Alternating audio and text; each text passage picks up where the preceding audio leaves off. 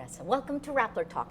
The World Economic Forum ranks the Philippines behind most countries in the 2015 to 2016 Global Competitiveness Report. It's poor. In ASEAN, the only country worse than the Philippines is Myanmar. The 2016 Philippine national budget boasts over 200 billion pesos, or nearly $6 billion for roads and bridges. But local governments are responsible for 85% of the total road network. And this is from the reports that we get. They do not have enough resources to maintain and construct new roads. Some of that money, however, is also lost in patronage politics and corruption.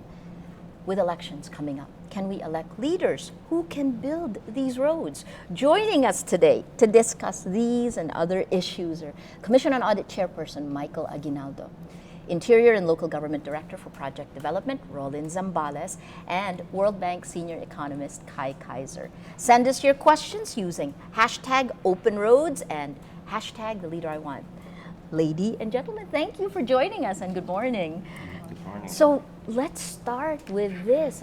Roads are the fabric for everything. Why is this so important to watch? Let's toss it first to you, Kai, as an outsider looking and studying this. Well, as you said, infrastructure is the lifeblood of a country. It's critical for job creation. It's critical for inclusive growth. I think a lot has happened in the Philippines in the last few years.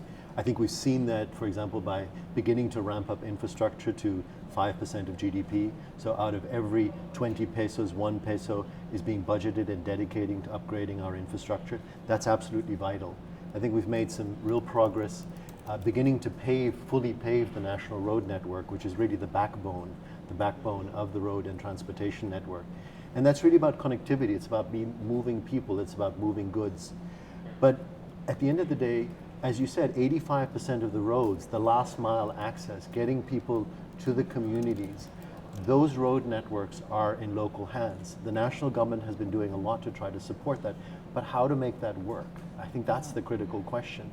And there we look at it as no community left behind. Every community should have good access, both for its children, for its people to get their goods to market, their children to schools and others. And the real question is, how can we do that in a practical way in the Philippines? So let me toss it to Rosalind. I mean, you actually have to deal with this. What do you see are the biggest problems you have to deal with? Actually, we have now the Calzada program that's being done in partnership with the DBM.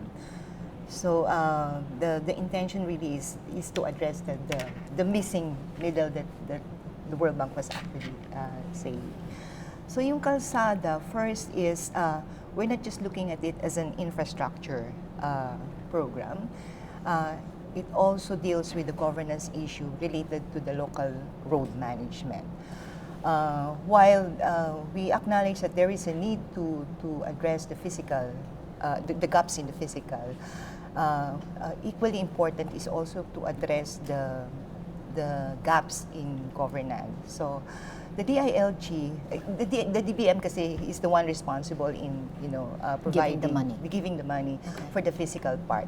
Right. So and the DILG will handle the side of the governance side. So meaning how we run talking, it. We're talking here of helping first the provincial government and later on the city governments address yung for example the planning issue. Right now, if you look at the data in the data in the past, only few provincial governments are doing planning for their local roads. So that's an area that Calzada will address. And second is using accurate information. So the OpenRoads that the World Bank has initiated will really help us come up with more accurate data that will serve as also basis in planning. So totoo na maraming communities that are now not linked to the main roads. Kasi in the past, the national government has focused really on making sure that the national governments are okay. So the next phase is to also help the local government. So, but that can only be done if you have a very good plan. So the first move that we're doing now is to really help the provincial government make their own provincial road network development plans that has been done starting 2016. Of course, they are not perfect, so we're continuously helping the provincial government, revisit this on an annual basis, and making also sure that they're using accurate data. So can I ask And you then- though, Roland, I mean, in terms of the plans, you would assume there were plans from decades ago in this. Is that the case? I mean, what you said it started in 2016. No, the initiatives in the past are really more of ad hoc. So and there is this impression that roads are just the responsibility of the engineering office. So we're trying to make it now as a collegial, decision at the local level, a multi-stakeholder approach, engaging the business sector also decide on which road to. Correct. So those are the approaches that we are trying to introduce now or to correct now. First is provincial government. And another area of governance that we're also looking at is on the financial side. So if you look at the budgets of the local governments, they're only putting a very small portion for the maintenance. So we're trying to encourage them to yung mainstream yung idea that a road is an asset. So Yes. COA has already issued guidelines for that to make sure that roads are treated as assets, so that they have there's this consciousness that you should also put funds for the maintenance. So those are the kinds of reforms that we are all trying to introduce under the Is there side. an understanding in local government about how important this is in terms of the economy and the people who are using the roads? That's something, of course, that we need to tell. Kasi the idea right now, yung mindset of the local government somehow is medyo may pagka-myopic. So it's something that we need to really work on para we could appreciate that their relevance or their importance in the economy. Fantastic. Thank you. I know we'll talk about that more. Mike, let me ask you, jumping off of a myopic idea of local governance, I mean, how can COA help prevent patronage politics? Roads going to where they don't necessarily need to go because the official has a vested interest.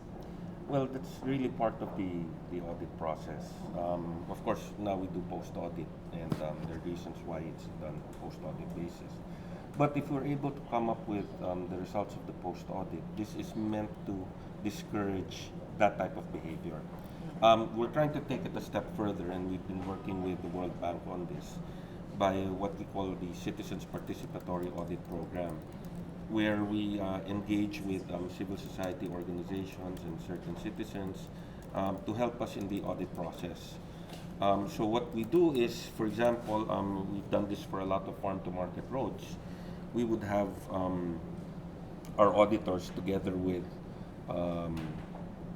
civil society organizations and sometimes some members of the academe in some cases actually do physical measurements of the road in terms of length, width, depth, and they now compare this to the specifications that were provided when the roads were bid out. So some of the findings that you will see and that I can confirm, sometimes the road is short. Yes. Sometimes it's not wide enough. Okay, Yes. those are common things that are seen. Sometimes there's a question as to where it's leading to. Correct. And I think the idea here is the more transparent it becomes, the more people are watching, okay, the less likely you will find repetitive behavior or behavior as you've seen in the past. For example, a road that leads to presumably a farm, but it turns out to be one person's farm, Right. which may not necessarily be a bad thing, but then it makes you question, well, aren't there other farmers who might benefit as well? Correct. And so the idea again is the more transparent you are, the less difficult it will be for them. I like to say that people are not really afraid of penalties. They're afraid of getting caught. And if you know that people are watching and that there is transparency, that even ordinary citizens are monitoring what you do, Yes. combine that now with technology, Yes. it becomes harder to hide. Yes. And so the chances of getting caught increase exponentially. And so if you know you're going to get caught, Why do? why do it? Yeah, sana know. we'll help in that. But so can I ask you? I mean, why are the roads so bad? I know you've just taken over COA this year, but how did we get to where we are? And I want to go. We'll go back to competence issues of governance. Why Well, roads are so fundamental? Well, you go back maybe several decades ago, and in fact, just to give you an example, about 18 years ago, there was this book that came out, Pork and Other Perks. I think it was written by Earl Pareño, if I'm not mistaken. And he detailed some examples there where the kickbacks on the roads itself sometimes reach as high as 40%. Correct. And so you can imagine what kind of work is done, the quality of the work done, if they only spend 60% on it, and you have to account for the profit margin of the contractor. Right. So they might be spending only 40% of the actual budget for that project on the road. And so you hear stories like, when the inspector would leave, they'd remove the metal rebars Yes, and transfer it. So that's why you had poor quality roads then. Yes. Nowadays, of course, I think on the DPWH level, they've done a very good job. If you go around the country and you look at the national road network, and I've actually done that. I've gone through several areas where we've taken a road trip for 4 or 5 hours, and you can see that the quality, I think, is a lot better. So than it let used me to be. just tell me if my understanding of this is correct, right? So you're saying at the beginning it was kickback, so corruption, the level of corruption extremely high, and then starting in 2010, I think, right? DPWD came in and tried to revamp the bidding process, and actually was hit for making the growth rate go so low, right? So you're saying they succeeded in.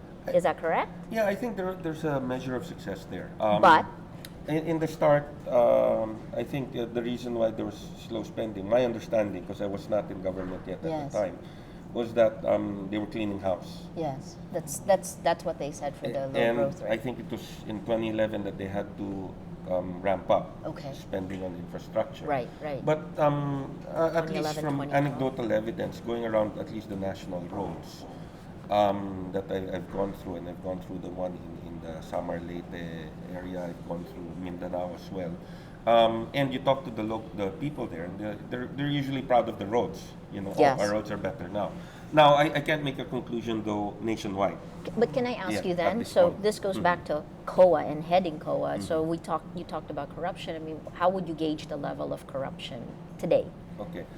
It's a difficult question, mainly because a lot of the corruption that comes out nowadays that you see in the papers, that you see in some of the reports, date back. Yes. So it's difficult to make an assessment on whether people are more corrupt today than before, or there's less corruption today. I'd like to think there's a little less corruption due to a number of factors.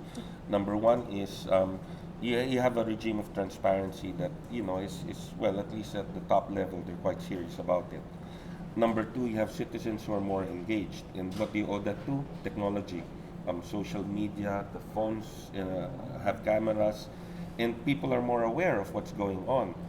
And because you have a regime of transparency, more people are willing to complain. Yes. Because there's an expectation that something might actually happen. Yes.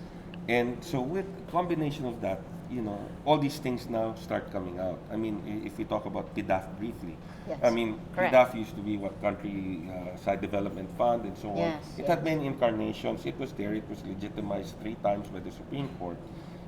But some of the projects that were ongoing there, and when did it explode in media? 2013. Yes. When we had Napoles Yes. coming out. But Napoles came out and she was talking, and the transactions that were involved were from 2007 to 2009. So you're actually talking about, previous administration. Yes. And so, it's difficult now to say, whether there's less or more, but chances are there's probably a little less because people are watching. So- Again, there's more transparency now. So let me ask you again, like going back to that PDAF, right? So your predecessor handled PDAF and actually was criticized at points for being on the side of administration. I mean, you're having to handle some of this, but some of that money should have gone to roads so that we're not poor in the. Yes, you still have ghost projects. I mean, that's that's something that really happens. I mean, considering our geography, there are just some areas that are difficult to get into, that are difficult to even do an audit on, because you also are concerned about the security of the people who are going there. I mean, just look at geography. We're an archipelago. You have to take a boat or a plane to get to some places. Yes. There are no roads in some places and in some mountain regions. So it's very difficult to actually check sometimes, and you don't want to put your people at risk. Yes. But in doing that. that's like a chicken or the egg question. Like, for example, in Basilan, this circumferential road. So I remember decades back, people talking about building this so that security gets better, so that commerce grows. And the last I checked, it still hadn't been built. I mean, this is many, many decades back. So how do you, as COA now, you actually see what we don't see? From what you see, has it improved? The things we don't see yet, has corruption been curtailed a little bit more? I think there's a greater awareness now, so that there is, less. Probably it's lessened. I would like to think it has. No? Is there still corruption? Well, the ombudsman said, marami pa rin corrupt. Yeah, totoo. That's really true. But I think a lot of people, especially when you have a regime that focuses on transparency, and you've seen some of the effects of that, there's a tendency for those who are some of those who are corrupt to be a bit more cautious. They're not as brazen. Of course, you'll always have those who are brazen, and you see that sometimes in COA reports and ombudsman decisions and so on. But again, because there are more eyes looking and people are serious about it, there's a tendency to refrain from that behavior. Or I guess maybe if you look at their mind, maybe they pick their spots. But the idea is, again, the more transparent it is, the less chances that they will do something corrupt. But I think it's important to point out that you take your cue from the top, from the leadership. If you have a leader who's corrupt, then chances are, people down the line will say, well, if they can do it up there, why can't I do it down here? And to tell you the truth, I've heard that reasoning when I was in the private sector. Correct. From certain government employees. Of course. But if you have a regime where, the leader's not corrupt, and more importantly, perhaps, is perceived not to be corrupt, then chances are those in line will follow. I mean, not everyone, definitely, but you're creating an atmosphere where, hey, let's do things right, let's do things correctly, let's not steal anymore. So we'll definitely go back to the bottom up, right? And we'll talk about that a lot more. But Kai, I want to just talk about these three things we just discussed, which would be patronage, politics, corruption from Mike, competence from Roland. How compared to other countries, how do we stand in these? Well, every country has its own challenges in terms of managing the roads. I think in the Philippines we do have a number of particular challenges. It's a highly decentralized country. 85% of our networks is effectively being managed by 80 governors, 1,600 plus mayors. Right, so local governments who don't have one standard or training necessarily. Not a different standard, not a different training, and different ways of doing it. So somehow you need to figure out how to make the national initiatives come together, the national financing, the national scaling up, the national vision. What is it that we're trying to connect? Is it no community left behind? Is it building a more vibrant agricultural sector? Is it boosting our tourism? I think we lag significantly behind other countries in the region with tourism. And one of the clear issues is our infrastructure. I was joking to the chair before, whether it's a tomato or a tourist, if you're on a bad road, you get bruised. And people, this is something that remembers, so we say this jokingly. So we need to improve that infrastructure. And DPWH has done a lot, I think, on the national network. It has also been implementing a lot on the local road network, but ultimately it needs to be about local government and local citizens taking charge of this and setting the expectations of what constitutes good roads. Can I just backtrack on DPWH? So DPWH would take care of national roads, which is only about 30,000 kilometers. The rest of it goes to local government, right?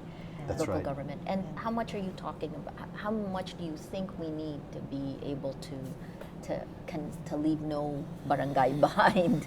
Well, one question, and this is a question that we've been trying to pursue, you spoke about a plan, a provincial plan. Yes. We currently don't have we don't have a comprehensive shared map of our roads in the Philippines. How is that You know, I possible? joke, we have our road length, you know, we said one of the statistics that you put out is if you take all of our roads in the Philippines, the national ones, at least the ones that are currently mapped, you string those out, that takes you halfway to the moon.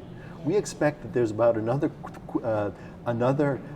50 or 80,000 kilometers of roads, which will take you 3/4 of the way to the moon. Not quite all the way to the moon, but we currently don't even have a shared map at the provincial level. So one of the things that DILG, DPWH, and others are doing is simply, let's try to put together a map so we actually know what roads are there and what roads are not there. What are the assets that are currently actually available? Because unless you know what roads you have, you cannot ask the question of which communities are connected and which communities are not connected. That sounds so rational and logical. It's illogical, but I think I think you put up a slide earlier saying is, can we isolate roads from politics? We would actually disagree. We would actually say, good roads should be good politics.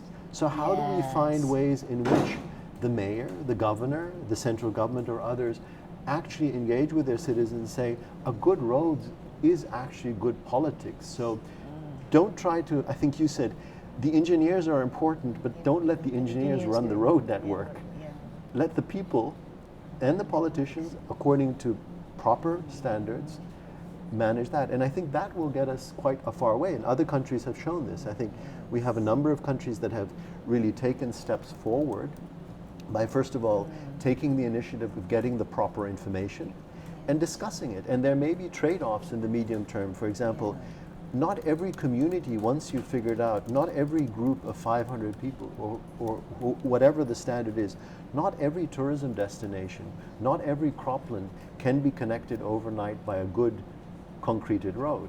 But at least when you begin understanding what would it cost, you can begin having a conversation about, well, what can we do in 1 year, 2 year, 3 year? And that would be the second point I'd make is, good roads are good politics, but also taking away this annual ad hoc nature, that it's not about allocating a bit for a road every year, but it's about medium-term planning. It's an understanding that even if the project doesn't come through this year, it will come through in 2-3 years, and it gives people a different perspectives. And that's how countries have made progress with their infrastructure. They haven't done it overnight. Nobody would expect that.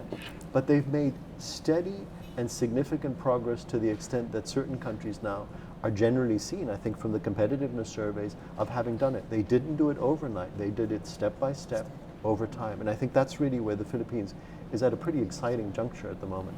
I guess for me, I'm still shocked at the fact that we don't have one. I mean, why is it that a country that has more than 7,000 islands, not have a road program that connects it, a planning project? Singapore, for example, has 10-year plans for these. Why do we not have that? Is that not handed down from government to government?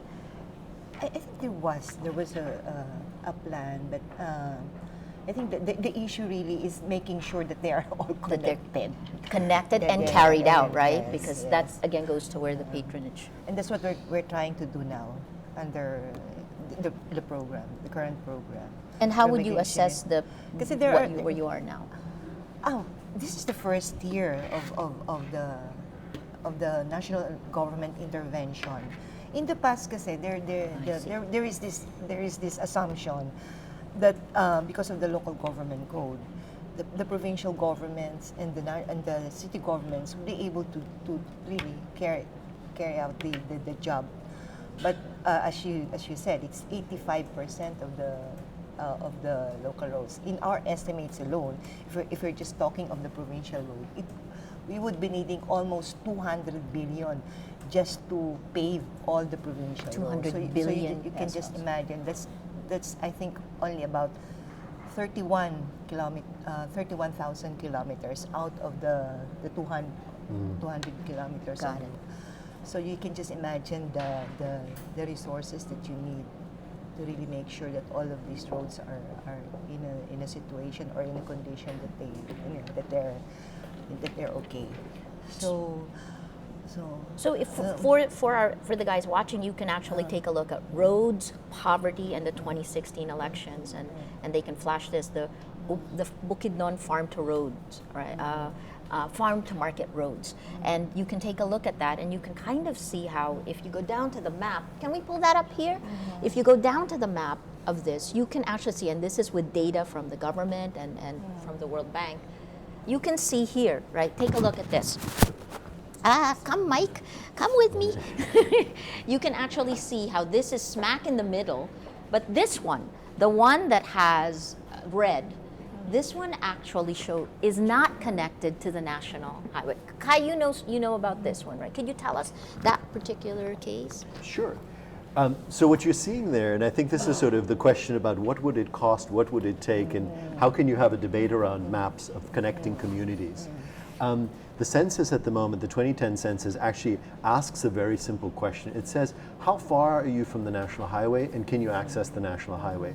So the little red one there, the average of the barangay has said, we don't have any access to the national highway. So you would imagine that that's a pretty remote barangay. But just to make an important point, that data will give you an information about what is the connectivity of barangays, the 42,000 barangays across the Philippines. It tells us a number of very interesting things. For example, as you could expect, that often connectivity of barangays in Mindanao lags the rest of the country. Absolutely, yeah. That information was 6 years ago. I think a lot has happened, and we now have to ask ourselves the questions, how many improvements have been there? But just imagine a barangay, even your own barangay. A barangay may be 10, 20 kilometers in diameter, right? So what does it say if you're asking an average question about a barangay? It doesn't tell you about the actual communities. There may be 4 or 5 communities in a barangay. And using satellite imagery and the mapping, I think this is some of the work that DILG, DPWH and others are doing, is actually using a lot of these powerful new technologies of satellites, of smartphones to actually mapping, because then you can actually ask the question, okay, not just the connectivity of barangays, but the connectivity of a community.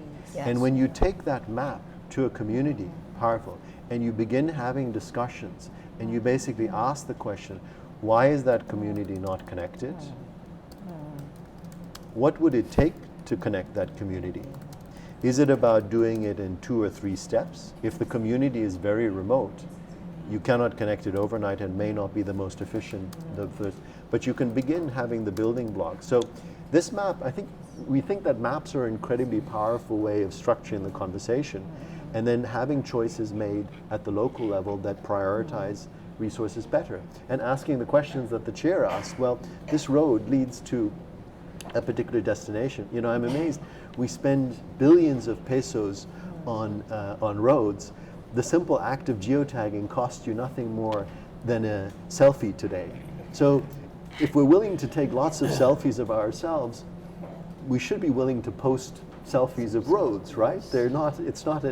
But on a serious note, we have to then build the systems, I think, to provide that feedback, to structure it well. We're going to go back to systems, and I want to go back to you after that. But before we do that, I want to let's call up #OpenRoads, right? So you're going to see agos.rappler.com/OpenRoads. If you go there, you'll see a way for you to get involved with #OpenRoads. Take a look at the roads that matter to you. If you are if you're a farmer, you know how important roads are, right? And you can see that in the last story that we just pushed out on Twitter right now. But if you're a tourist, you know how important roads are. So when you're on a road, if it's going well, snap a selfie, as Kai said. If it's not going well, snap a picture, post it.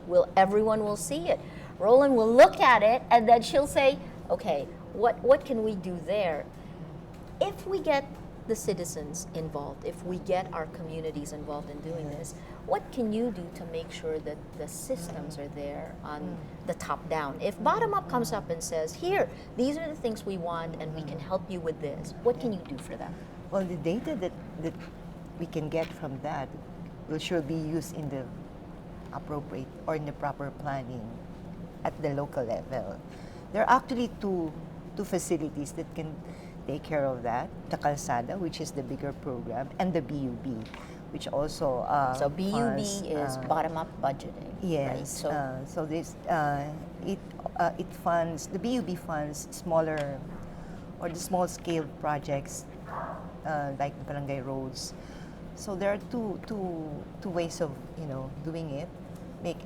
Letting the local government also know that these are concerns that we got, or these are the data that we got from the OpenRoads, and making sure that they are part of the planning that they're doing.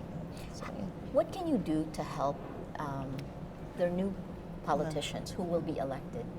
80,000 of them. How can you create a system that is it 18,000 new posts? Right? We're going to elect them in about a month's time. The DILG has actually a program for the newly elected officials. So it's So being you brief them. You that's being done that's being handled right now by the local government academy. So we have academy who's handling that.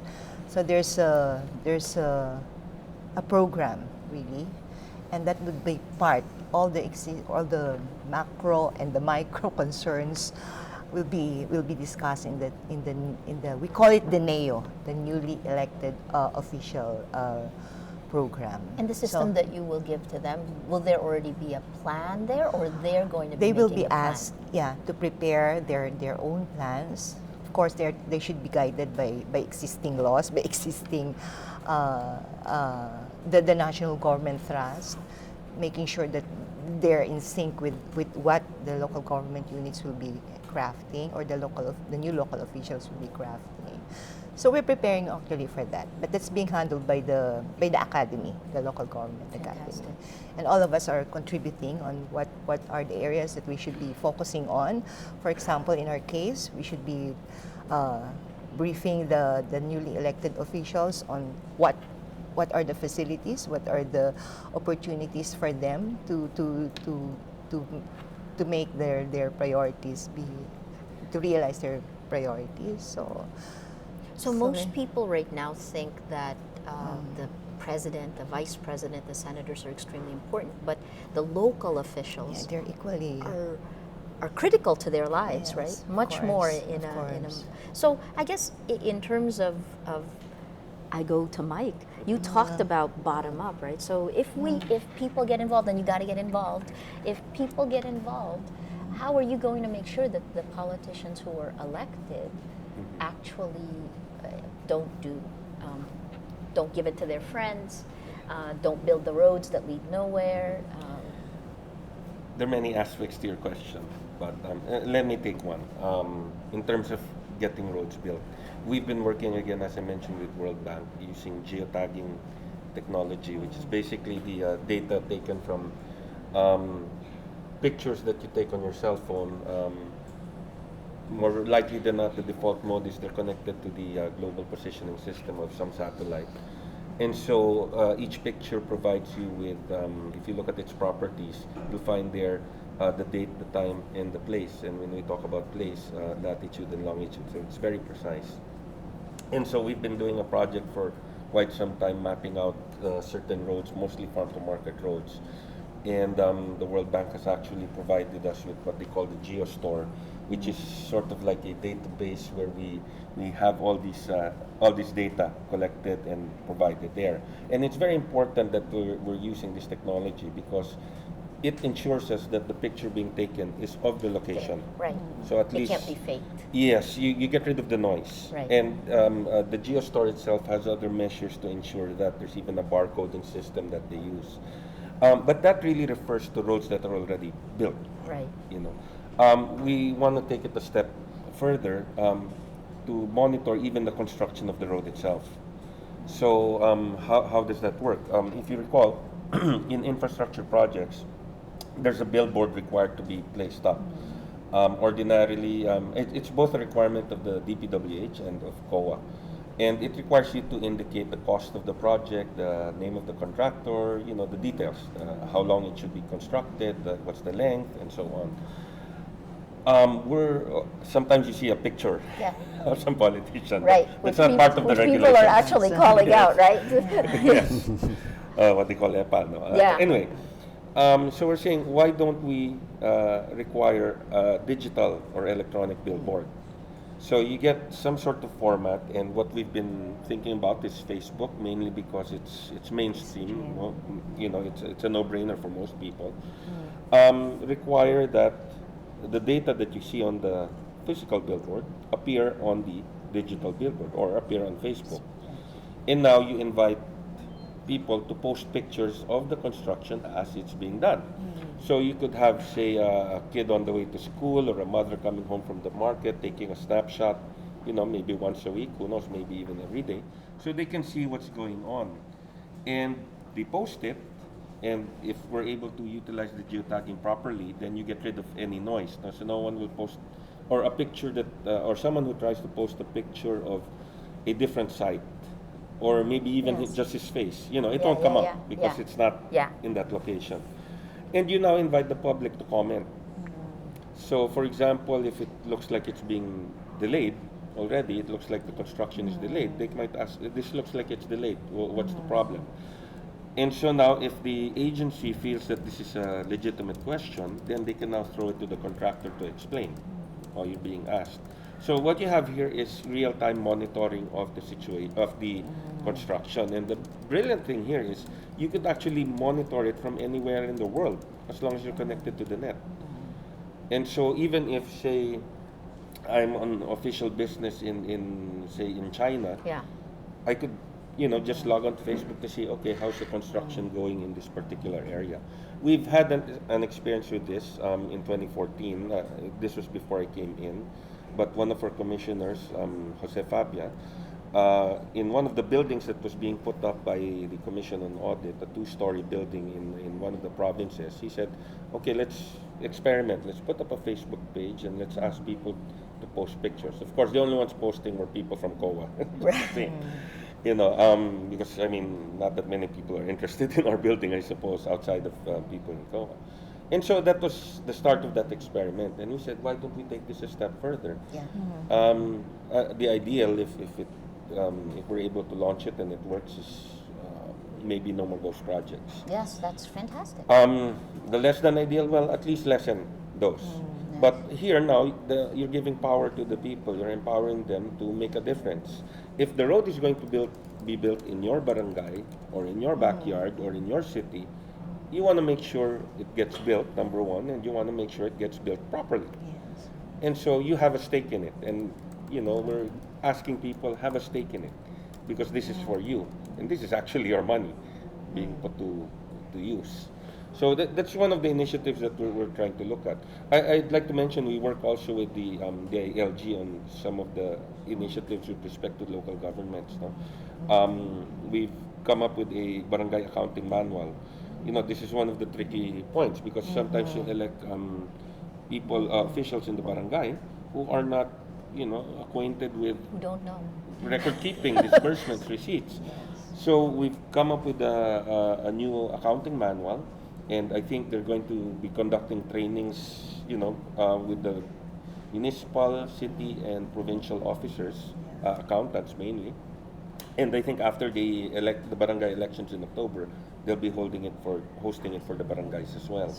So some of these initiatives, and we're trying to translate this manual into as many dialects as possible, because we want to keep it as simple as possible, so that even if you're in a barangay in Mindanao and you speak a certain dialect, it's something that you can at least relate to.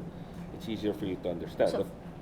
So the bottom up part is still aspirational, being tested. You have some examples of this, right? You've been running the OpenRoads project for So I think one of the things to follow up on, and I'd want to emphasize again, progressively building up systems and expectations. One expectation would be we currently have over 10,000 local investments in local roads going on, not just Calzada, but a whole host of other programs. So the first expectation that you would need to set to avoid ghost roads is every planned project that is approved that gets a peso from the budget should have a geotag. There's no financial reason, no cost reason, no other reasons to not have every single project geotagged, DILG is doing that with the provinces. As we like to say, no map, no money. It's why would you finance a road and not ask for the simple thing of where that road is being built? So part of that will be changing the expectations from communities that roads are not state secrets. You Yes. should reveal where your road is. If you have a good reason why a road should, the location of the road should be a state secret, I think that could be argued. But it should be absolutely the exception and not the rule. Yeah. We're currently seeing that the geotagging performance, this is information available on each one of these 10,000 projects, is just over half. What do you mean Half by of- just over half? Half of the 10,000 projects that are being tracked as part of the budget tracking have submitted. I They see. may have existing, but there's no other way to verify it. Half of the projects currently on openroads.gov.ph have a geotag associated with them. It may be of different quality, but at least it opens the conversation of saying, do we know where these roads are supposed to be? The other half, the conversation really should be, why do these roads not have geotags? Is that should be one. So setting expectations about what should be submitted, and I think clarifying I see those it. regulations across the oversight agencies is absolutely vital, because otherwise the onus is really on a set of select projects where the spotlight is on, and it really should be on all spending that is being done by national government. So setting those expectations is one way of avoiding ghost roads. If you've mapped every road, you know if there's a road being built on the top of each other or if it's not being built. That requires systems. Further going, you also need to begin setting expectations on the part of communities about what is the minimum information that should be available. Yeah. If you have billboards that are out of date by 2 years, you have to ask yourself the question, is that right? And finally, communities ultimately will have to set their own expectations about what constitutes a good road. And that's a challenge, because if you've been in places where for many years the expectation of a road or even a road was so low in terms of its quality, citizens, farmers, or others, you need to work with them to, in many ways, educate them or make them appreciate what constitutes an acceptable road. And I think that's a learning process, and going back to international experience, a number of countries have taken years to do that, but they've done that in different ways. They've done by communicating, they've done by demonstration cases. The best way to know what is a good road is to see that your show neighbor has a good road. If Yeah. you've seen your neighboring mayor have a good road, you will pretty learn quickly what you expect of your politicians. That doesn't happen overnight. Yes. Yeah. But I think technology and learning and bottom-up adjustment can help a lot in that. I think Can I just ask, does the geotagging rule apply to all road funds? Is that something you would Yeah, consider? that's all. something. Yeah, again, there are two aspects to that. There's the completed road, Yeah. and there's the road that's Being built. being built or about to be built. So our intention is it should cover everything, because like Kai said, it doesn't cost anything to take that picture and upload it. Okay, so Yeah. we're actually running out of time, but so far you talked about the bottom-up part, the geotagging, competence and the plans, trying to make sure our officials have it and can plan. The punitive aspects of it on COA's part, how do you spot the guys who aren't caught? I mean, how do you catch them? Well, it's really part of the audit process, and well, there are a lot, and I think that's one of our challenges now. Just from all these BDAF cases alone, there are really hundreds, if not more than 1,000 perhaps, that are still being investigated, because these are very detailed. You need going through a lot of documents, and I guess to correct the misconception, people think the auditors just look at paper. No, they go on the field. They actually do the verifications. This is how they found out that these NGOs didn't exist, because they would visit the NGO's listed office, and it would turn out to be a karinderya, or it would turn out to be someone's home, or someone's apartment. And so there's a lot of legwork that actually goes on, apart from poring over documents. And you're looking at transactions that, well, now happened 9, 8, 7 years ago. Some of them, maybe the originals are not even present anymore. So the officials may have passed away already. So it's quite a challenge. And there's a lot. And this doesn't end with us, because if there's a finding of fraud, this goes to the ombudsman. Correct. So you can imagine all of these, and we're talking, say we're just talking about a few hundred. You send that to the ombudsman, that's a few hundred cases that she'll have to handle. So it's actually a difficult thing to manage as well. But just the same, that's part of our mandate. If they're out of line, then we proceed. We issue the notice of disallowance or the notice of charge, as the case may be. We hold them accountable, basically. I'm going to just ask you for your last closing statements. I mean, we have people. So aside from openroads.gov.ph now, Rappler is going to also jump in. We think this is important, and we want you to join, and that's part of the map that you're going to see there. I just want to ask you your closing statements. What do you need? What do you want to see happen? Oh, well, probably I can just share some additional insights on what we're doing, because we're not just simply giving money or releasing money to local government or asking DBM to release money. There are certain conditions before we ask DBM to release money to a certain local government unit. And one condition really is making sure that they're able to upload the in the OpenRoads. That's one the how do you call that? The information Yes. on those roads that we have funded before. So that's The data available, yes. that's one condition, and there are other conditions that that will really encourage the provincial government to perform better. So hindi siya simpleng pamimigay ng pera lang ng national government sa mga local government para matulungan sila ma-rehabilitate or ma-improve ang kanilang kalsada. There are conditions that are linked to that. And are you going to do stronger due diligence? Yes, we're. In fact, for 2016, there are yet 6 provinces that have to comply with those conditions before we ask DBM to release them. So I think it's really a first step in also making sure that they are, performing. Fantastic. And please, actually, I want you last. Okay. Hi. Hi. I think just to conclude, we have a delegation here, even from the Netherlands audit office this week, who are sharing experiences with the Philippines and looking at some of this work around using some of these new technologies and things like that. And they remarked to me, it's amazing that the Philippines is actually leading in many ways and innovating in many ways. I mean, we have, we call the social media capital of the world. We have very challenging issues in infrastructure that's being scaled up.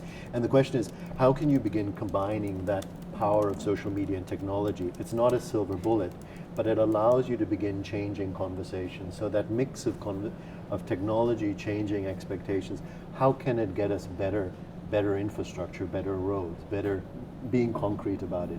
So I think we're excited about that, and there's lots going on in the Philippines. And even as it builds its own path, the Philippines can actually be, I think, a model even for other countries that are beginning to use this and saying, well, how do you change?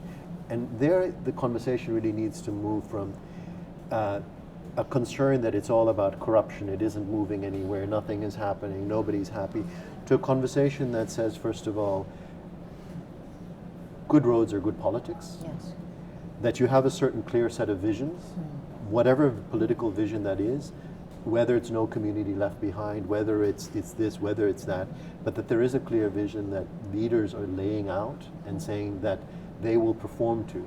So that would be, at least from the World Bank side and ours, we of course want to make sure that there is performance of these programs, however it is defined. So that people expect that there is a certain performance at the local level for these programs. And it starts with, I think, as you said, simple things like, well, no map, no money, no move. I mean, which is a part of the Calzada program. If you don't submit the movie of your proposed road, you don't get the money. And it may seem like a very simple thing, but it is transformative. It is a real game changer for the way that roads are being prioritized, and those are stepping stones. So I think changing the conversation, moving it along, and having these building blocks, and then saying we are on the road to better performance on these roads is again, it's an exciting journey. I think where the Philippines, both by scaling up the money, but then by spending it better, can make a world of difference. Your last thoughts, Mike? Yeah, I guess to take off from what Kyle was saying, yes, it's quite heartening, and maybe some good news for a moment. Because the countries of Bhutan and Nepal, they've actually asked us to introduce them to the concept of citizens participatory audit. The Nepalese were here recently. The people from Bhutan, they'll be coming over, I think, in May to learn more about some of the initiatives we're undertaking. But even more than that, Kai mentioned that the Supreme Audit of the Institution of Netherlands are here together with some faculty, and they're assisting us in terms of primarily utilizing geotagging for data analytics and data gathering. But at the same time, they've intimated to us that they're also here to learn about how we are intending and actually using it in the audit process, because it's something that they had not envisioned. And so it's good to note that we are actually in the forefront of some of these initiatives that are dependent largely on technology. But just to emphasize, I think, the importance of roads. A former insurgent told me this. He said, our biggest fear? Roads. When the roads are being built, that's a signal for us to move. Yes. Because I think, in one of these Kevin Costner movies, they say, if you build it, they will come. Yeah. And I'm reminded of... Field of Dreams. Field of Dreams, yes. I'm reminded of China about a dozen years ago, Yeah. when they were building roads across the desert. And people are wondering, why are they building roads in the desert? And precisely their idea was, no, we build the infrastructure, they will come. And true enough, the investors came. They located in the deserts of China. Why? Because the roads were there, the infrastructure was there, they had the high-speed train going there. And so, in our case, the importance of infrastructure, not just roads, can't be understated. It's if we were looking at progress, whether it be tourism, whether it be agriculture, whether it be commerce, the roads are really important. So, important thing, make sure the roads get built, and of course, make sure they get built properly. It seems like an unlikely advocate that COA is pushing for open roads, right? It's so interesting. Well, thank you so much, gentlemen and ladies. We've been speaking with Commission on Audit Chairperson Michael Aguinaldo. He's the Department of Interior and Local Government Director for Project Development, Roland Zambales, and World Bank Senior Economist Kai Kaiser. We're talking about hashtag open roads. Get on it. Look at the roads around you. Try to figure out what you need. Help them help you. I'm Maria Ressa. Thank you for joining us.